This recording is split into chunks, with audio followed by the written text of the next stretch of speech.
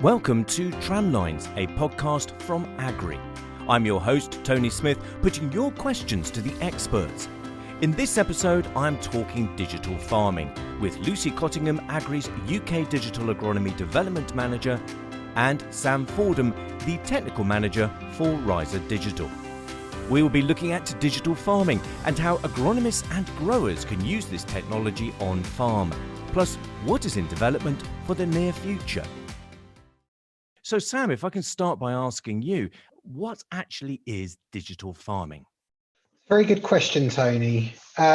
Digital farming is basically the ability to use data, of which there's a lot available to farmers, but use it in a way that you can make decisions, better informed decisions, and be able to change the way you're doing things for greater benefit for your business, but effectively utilizing everything that's out there for you to get hold of. And there is a huge amount of data being thrown at farmers at the moment from various different companies and open sources available, right from machinery manufacturers, chemical manufacturers, to agronomy companies such as Agrii. And being able to understand that and utilize it in a way that's actually brings something to the business is kind of where we see digital farming. Right. So I can hear what you're saying about, there being a lot of sources of data, but you also mentioned that it's important in terms of the benefits to the growers. In a nutshell, what are the key benefits of using all of this data? I think the first thing that you can really take from it is better decision making. And farmers are making decisions every day about multiple different things. And the biggest decision making tool that all farmers can relate to is a weather forecast. What we do with weather, or what we do in farming, is intrinsically linked to what's happening with the weather, whether that's applications or cultivations, drilling. So that's one source of data, but you would be amazed with how many different types of weather data that you can be supplied with, whether it's a weather station on farm or it's coming from something as generic as the BBC, and it's everything in between. So after the ability to make more informed decisions, it's then the what, how, and the when type questions. So we've got data. What are we going to do with it? How is that going to influence what we're trying to achieve and influence certain parts of our business? And when are we going to do that? When's the best time to implement some of these things and to get the best use out of them? So from that, we can take, as I mentioned, weather data before making decisions there, but we have satellite imagery available, and that can start to show us how crops are developing, areas that are developing better than others. But it also highlights to us areas of concern, so where we may have pest problems, weed problems. So from a decision-making perspective, there is almost, where do I walk in my field? Where do I want to go and have a look? We have pest and disease models that are built into the RHIZA platform, but also other platforms that are on the market currently. And the idea behind them is to help farmers and agronomists not necessarily say you should be going spraying, you shouldn't be going spraying, but as a tool in the armory to use to assess the risk associated to the decision that they're making, whether it is, should we be spraying or not, but what chemistry are we using? Do we need a more robust program, or can we, if the risk is lower but we still want to cover our backs, can we use a slightly less robust program and potentially a cheaper program? There's a lot there within that data from what I'm hearing in terms of helping the farmer or the grower, but also to help the agronomist in terms of seeing hot spots, to see areas where he needs to focus or she needs to focus in terms of making sure the overall performance of that field, that area is maintained. Can you translate all of that effort into the bottom line? Is the bottom line measurable in terms of, for example, the gross margin or the profit and loss for that particular area? Yield is still king. We can't get away from that. And there are other things that are becoming more important, but the end measure is how much you produce.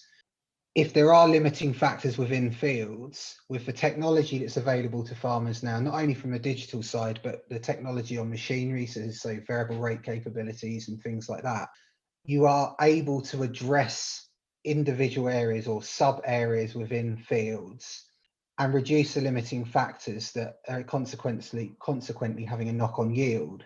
But also using that digital armory for that decision making process. If you can be more accurate with what you're doing, time it better, but also potentially have a better product choice based on data you've collected from digital, your bottom line will be measured by your yield, and which of course can equate to a gross margin. So pretty valuable tools that can help growers and also the agronomists. Lucy, if I can ask you a question, how do you see this arena of digital farming developing over the next few years? I think it's going to become an increasingly important area on farm, and something that's going to be taken up a lot more by growers. And I think probably what's driving that is the agricultural bill and obviously the changes that have come as a result of that, especially on the precision farming side. Obviously, we're trying to support farmers to sort of focus on their business and improve efficiencies, whilst also reducing environmental footprint. So there is more available for farmers in terms of grants, and really pushing to get them to use equipment and technology that's going to allow them to target their resources and be more efficient. So in a nutshell, really, I think it's going to really develop and sort of become more prominent on farm and more commonplace, where precision farming and digital technologies are utilised a lot. Interestingly, I found it amazing when I went on to the Food and Agriculture Organization of the United Nations, the FAO, and just saw how big a part digital farming and that innovation that's associated with it was playing worldwide, from China, the South Americas, North Americas, literally all over the world. It was quite incredible. Do you think that this technology is easy for growers in the UK to adopt? Yeah, I think there's different elements to it. So for each grower, they've got to establish what's going to be of most benefit for them to use, whether that's the imagery, they want to be using the imagery to look at their crops, to see how areas of a field might be developing, to target applications, right through to it might be just they're benefiting from sort of the weather station. So there are different elements that I think growers can sort of tailor to their needs. So it's exciting stuff. It sounds like there's some really valuable tools there for growers. So Sam, for the grower who is fully embracing precision farming right now, what tools are they actually using? Precision farming is a massive sector of the agricultural industry now. It's at many levels across farms, from the very cutting edge to the guys that are just dipping their toe into the ocean with it. So if we separate out the elements of precision farming, so you've got the machinery side of it, which is things such as RTK, which is your ability to drive in a straight line to a very high level of accuracy, section control, telematics, that sort of thing. So being able to map and understand what your machinery is doing from the office. That's one part of it. But part of that element is the variable rate capabilities and the systems on the tractors that allow you, and the machinery that allow you to tailor these inputs to variation within the field. And that's sort of where we step in, and where the precision farming companies such as RHIZA get involved, is taking the digital side of it, so the satellite imagery, the soil sampling, mapping of fields, and turning that into something that the machinery can then utilize its part of precision farming to aid the farmer. And there's such a wide, diverse range of where farmers are at with that. It has been previously very expensive to get into. In the early years a steering system on a tractor could be upwards of £20,000, and then upgrades to machinery to be able to do the variable rates were expensive and were an optional extra when machinery was bought, down to that stuff's available to the second-hand market now and third-hand market, so it's getting utilised by farmers further down the line that haven't had to make that significant investment. But stuff coming out the factory now comes variable rate ready. So it's like all things in technology, the price decreases as it advances. So the level of engagement is diverse, and it really goes from the bottom to the top, and we deal with all those different types within what we do with RHIZA. So if we're thinking about, for example, this season, and a grower who isn't currently a client of RHIZA, how quickly can they step in and start using some of these tools, or are they already using some of the tools? We've got a reasonably large client base that are currently using the RHIZA tools this season as we speak. I've been making maps this afternoon for customers to do variable rate nitrogen, and that's something that's very good this year, with the variability within crops from the slightly tricky autumn and more tricky winter meant that crops that were established early didn't come out of winter so great, and the crops drilled in January really didn't have much of a chance. So there's massive variability, and tailoring that nitrogen to what you've actually got in the field is the right thing to do. Currently, that's happening at the moment. But if you're not on the system already, we can get farmers up and running pretty quickly. We require boundaries because we need to know where the fields are and cropping information, but from them we can start collecting that weather data, satellite imagery, pest and disease data pretty swiftly, so it can be utilized in season. You also don't have to be with RTK and section control and all the bells and whistles to use the information that we provide in RHIZA. Most fertilizer spreaders and drills you have the ability to change the rate on the fly in the cab by using the plus and minus buttons on the controller. So I have got guys that use our imagery that just to make small tweaks in the field as they're going, so sort of analyzing the situation as they're going through the field with our imagery on an app, our mobile scouting app, are doing a form of variable rate application without using the GPS stuff that we work with. So it can be done. It's hard work and potentially room for error, but it can be done. I'm listening to what you're saying about the variable rates of fertilizer application.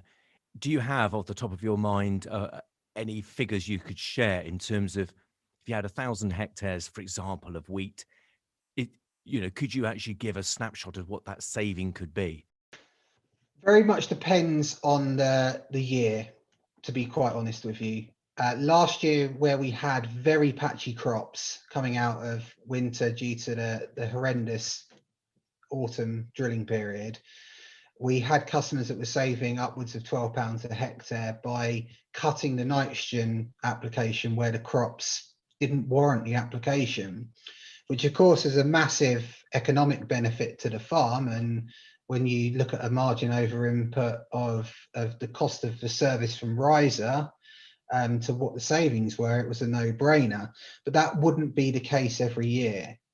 But as well as it being an economic return, there's obviously an environmental factor in there as well. And as Lucy mentioned earlier, that is going to really be driving a lot of the decision making on farm, and certainly a lot of what we do with RHIZA in future years. Yeah, absolutely. And Lucy, therefore, talking about the development trials that you've got in the ground, what are you going to be looking at this particular year? Basically, the trials was a project that was started in the autumn of 2019, and it was basically, with the strength of the Agrii R&D, we felt that it would be beneficial to have some trials in the ground that looked specifically at the services we're offering with RHIZA. So basically, the farms that we've got on board, it's a farmer-led initiative that involves 10 Agrii growers, their agronomists, and obviously digital agronomy specialists, RHIZA. And the trials that we started off with, we actually put out a grower survey to our 10 farmers to ask them where they found most valuable in precision farming, which elements they found most valuable. And so we actually did tailor our trials based on these results. So what we did for year one was we looked at variable rate seeding, we looked at variable rate nitrogen, and we also looked at a tailored nutrition program. So on that particular one, it was looking at soil and tissue results throughout the year and then basing applications on those results. And this was compared to a farm standard nutrition approach. And so that was last year's. And then what we've done is for this year, we've actually developed that a bit more and refined what we're actually doing. So we've learned off of the data that we had last year and made some changes for this year. But essentially, we're running the same trials, but we've got a renewed focus on nitrogen use efficiency for this year. So we're actually looking at doing variable rate nitrogen trials with the inclusion of Agrii LiquiSafe as well, which is a urease and nitrification inhibitor for liquid fertilizers. Well, where do you think your trials will be going in the next 2 to 3 years and beyond? No, I think the way that things are moving, there's a renewed focus on variable rate applications of crop protection products. And I think that's going to be something that's going to be coming on board a lot more in the next few years. And especially as an industry and as a company, we want to sort of be ahead of that. So we're actually looking into variable rate PGR programs for this year in winter wheat, winter barley, and winter oilseed rape, with the intention that we will expand that and perhaps look at other crop protection products going forward. And Sam, for you at RHIZA, this must be really helpful and beneficial on behalf of your clients to be able to have access to this research and development that's specific to digital farming. Yeah, it's been an interesting project for us to be involved with. It's been there's been a lot of claims in the farming press of returns from precision farming, but there's been no in-depth trials done that's actually come back with tangible data that said, okay, this is the benefit, or maybe not the benefit. We need to work that out. But having those trials and that data to then be able to make decisions on farm that we've got an element of confidence in, due to the fact that we've got the data to back that confidence up. Yeah, absolutely. And, interesting times. So, Lucy, coming back to your trials, how can growers keep track of the developments and the trials that you're conducting? So if any of the growers have got Agrii agronomists, they've got access to all of the information and the results that come out of these trials. We do also feed other information out just on the sort of trial results that we're getting, and just to put the key message out about what we're trying to achieve with these trials and where we're trying to get to, really, because not only is the trials about getting results, it's about refining our services as well and making changes as a company to what we're finding from the results. Well, that sounds really, really interesting and very helpful as well. And Sam, as a call to action for growers, how can growers get to start using these tools straight away now? Well, you can sign up to RHIZA's base package, and that's free of charge for Agrii customers. The best way to do that is contact your agronomist, or if you know who your local RHIZA account manager is, get in contact with them, and they can get you set up once they've got some information from you and start collecting this data, and it's there for future decision making going forward. Thank you, Sam and Lucy, for a very insightful look into digital farming. That's it for this podcast, but do tune in again as we meet the experts throughout the season, exploring the many immediate and longer-term questions for growers and farmers in the UK. If you have any questions that you would like us to ask the experts, email info@agrii.co.uk. See you next time.